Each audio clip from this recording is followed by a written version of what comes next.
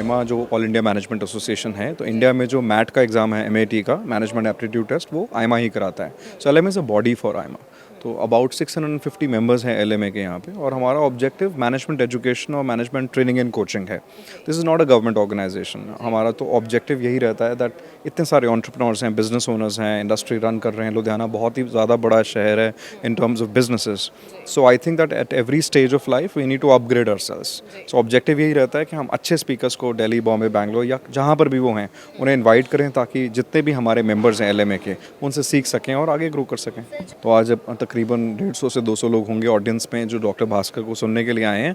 And I am sure that there will be a lot of new faces as well, जो as guest आएंगे या first time members की तरह भी आएंगे. Yes, we are very open, और हम चाहते हैं कि लुधियाना एज अ सिटी में हम इंडस्ट्री के अलावा एजुकेशन का IIM तो नहीं है लुधियाना में. I would be very happy that जिस दिन हम IIM यहाँ पर लेकर आ सकें. That's the objective, to incorporate and encourage that sort of a culture in the city of Ludhiana. 1 घंटे का सर का टॉक है डॉक्टर भास्कर का, फॉलोड बाय Q&A, और उसके बाद अभी भी नेटवर्किंग ही चल रही है. So people are invited over 7 o'clock onwards. चाय कॉफ़ी के ऊपर नेटवर्क करते हैं. It's been a few months since I started talking, interacting with Dr. Bhaskar, and the very fact that this is a management forum, और management forum में जो IIM Ahmedabad है, Indian Institute of Management Ahmedabad है, out of all the IIMs also in the country, it's the best, and it is not only the best in the country, it's one of the top, sort of, it's not an our Ivy League, it's our Ivy League, but it's also sort of one of the best institutions in management in the world. तो जो excitement है वो जाहिर है, क्योंकि एक तरह के मक्का है ये मैनेजमेंट का, the best in the country. और उसके जो डायरेक्टर हैं वो आए हैं, and he is a great academician, intellectual, think tank. So we're looking forward to what he has to say today. काफ़ी लोगों ने काफ़ी एक्साइटमेंट दिखाई है, बस लोग अभी आ रहे हैं अंदर, और यूजुअली 150-200 बंदा तो आ ही जाता है. जी, हम 2 बार तो नेटवर्किंग, पहले हाई टी होती है और बाद में डिनर रहता है, तो उसमें तो हम खोलते ही हैं ऑफ कोर्स, बट उसके अलावा जब स्पीकर हमारे बोल हकते हैं तो उसके बाद Q&A सेशन भी रहता है.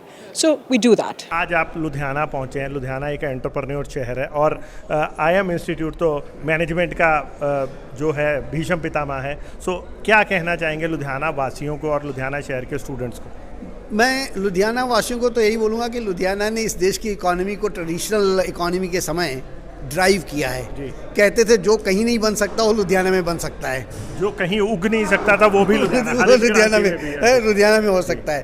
लेकिन आज जो डिजिटल क्रांति हो रही है, उसके साथ साथ एग्जिस्टिंग इंडस्ट्री, नए लोग तो फिर आएंगे, युवा उसमें भी आ जाएंगे, लुधियाना से भी आ जाएंगे, लेकिन एग्जिस्टिंग इंडस्ट्री को अपने को ट्रांसफॉर्म करने की ज़रूरत है, जिससे ये जो रेस हो रही है डिजिटल युग की तरफ, उसमें वो पीछे ना रह जाएं. बिल्कुल ठीक है. तो अपने आप को इमीडिएटली या जल्दी से जल्दी ट्रांसफॉर्म करने की ज़रूरत है. हमारे यहाँ पे एक बहुत ही बड़ा एक अच्छा इंस्टीट्यूट हमें जो सरकार ने दिया है, PAU, पंजाब एग्रीकल्चर यूनिवर्सिटी.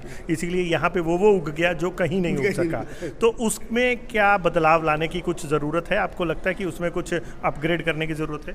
देखिए, एग्रीकल्चर यूनिवर्सिटी ने, पंजाब एग्रीकल्चर यूनिवर्सिटी ने भी बहुत अच्छा काम किया है. जहाँ तक बीजों में, जेनेटिक्स में, उसके नए नए जो क्रॉप रेजिस्टेंट क्रॉप्स होती हैं उनको डेवलप करने में. बस समस्या आज के युग में है कि उसको डिजिटल टेक्नोलॉजी के थ्रू, जैसे इजराइल वगैरह ने प्रोडक्टिविटी को बढ़ाया, कम पानी, कम रिसोर्सेस लगाकर ज़्यादा पैदावार की, वो डिजिटल क्रांति उसमें भी भरपूर योग कर सकती है. पंजाब एग्रीकल्चर यूनिवर्सिटी मेरे अनुसार उसमें भी लीड लेगी और देश को आगे बढ़ाने में मदद करेगी. एंड में आप अपनी तरफ से देश के जो छात्र हैं, स्टूडेंट हैं, भविष्य हैं, उनको कोई मैसेज देना चाहेंगे जो फॉरेन को भाग रहे हैं या जो देश में रह रहे हैं लेकिन अनसेटिस्फाइड हैं, उनके लिए कुछ? मैं तो 2 तरह के छात्रों को कहूँगा. एक जो फॉरेन में भाग रहे हैं सिर्फ फॉरेन डिग्री पाने के लिए, आई थिंक देश में शिक्षा की व्यवस्था बहुत उत्तम है, इसलिए आवश्यकता नहीं कि आप सिर्फ उसके लिए जाएं. दूसरे वो हैं कि हमारी शिक्षा के जो संसाधन उपलब्ध हैं वो सबके लिए काफ़ी नहीं है. इसके लिए जो जा रहे हैं तो जा सकते हैं, लेकिन आप नई शिक्षा नीति में अगर आप देख रहे हैं कि विदेशी संस्थान भी इंडिया में आ रहे हैं.